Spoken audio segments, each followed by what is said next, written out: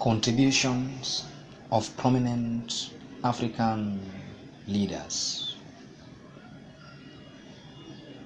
There have been and there are still many prominent leaders in Africa. They have either contributed to improved standard of living in their countries or have led their people in the struggle for independence, among other contributions. And examples of such leaders are Nelson Mandela of South Africa, Gamal Abdel Nasser of Egypt, Leopold Sedar Senghor of Senegal. To start with, we are going to look at Nelson Mandela. Nelson Rolihlahla Mandela was born in Kunu village near Umtata in the Transkei province of South Africa on 18th July 1918. Mandela completed his primary school education at a local missionary school in Kunu and later on had his secondary education at Clarkberry Boarding Institute. He enrolled for a degree at the University College of Fort Hare in 1939, but was suspended for joining in a student protest. He later on completed his degree through University of South Africa. In 1944, Mandela joined the African National Congress, a black liberation group, together with Oliver Tambo, Walter Sisulu, Anton Lembede, and other ANC youths. He founded the African National Congress Youth League. This youth group used boycotts and strikes to protest white rule. After the white-dominated elections of 1948, the apartheid policy of segregation and discrimination was introduced. This prompted Mandela, who had gained influence within ANC, to advocate for strike and boycotts in protest against apartheid.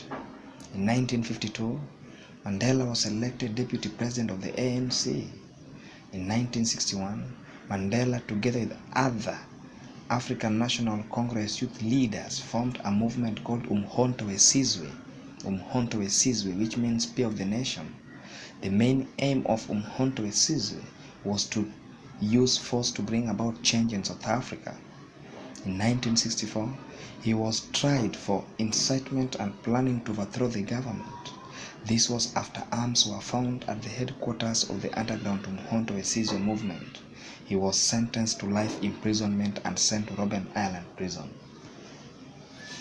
Mandela was released in 1990 by Frederick de Klerk, who was the president of South Africa at the time. Mandela started negotiation with the government on the need for democracy.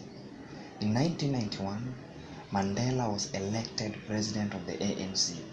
The negotiation between ANC and the white rule government led to the election of 1994, which the ANC won.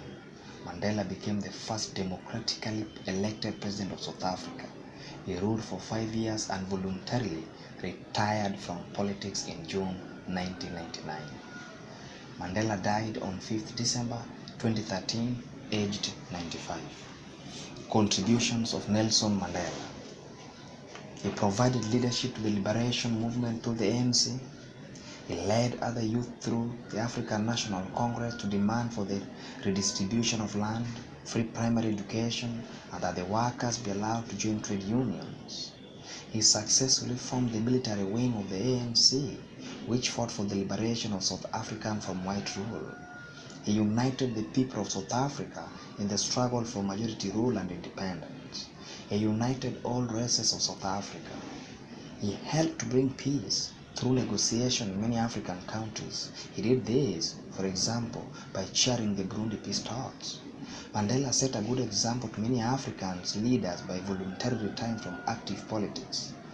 8. He fought for the abolition of apartheid rule in South Africa.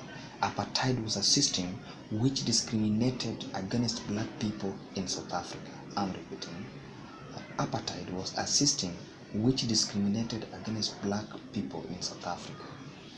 Nelson Mandela played an important role in the liberation of South Africa from the white-dominated rule.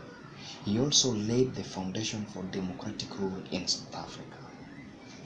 2. Gamal Abdel Nasser. Gamal Abdel Nasser was born on 15th January 1918 at Alexandria in Egypt. While in school, he was involved in many student demonstrations against the British. He studied law after secondary school and later gained military training at the Royal Military Academy. After this, he joined the Egyptian army, serving as a second lieutenant.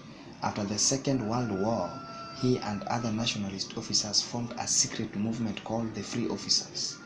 It is this movement that initiated the Egyptian Revolution of 1952. In 1952, Colonel Nasser and General Mohammed Neguib led a revolution which removed King Farouk of Egypt from power.